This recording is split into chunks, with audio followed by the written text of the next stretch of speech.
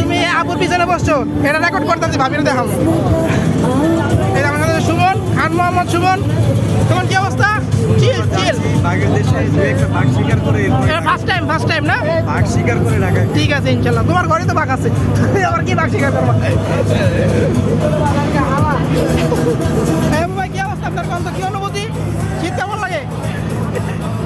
কোথায় যেতেছেন? ভালো। ভালো না? আশা করি আরো ভালো হবে যাওয়ার পরে।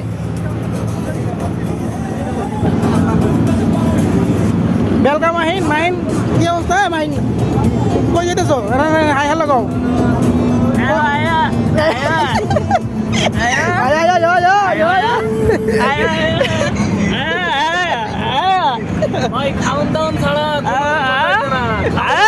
ভাই ভরপুর খাওয়ানো।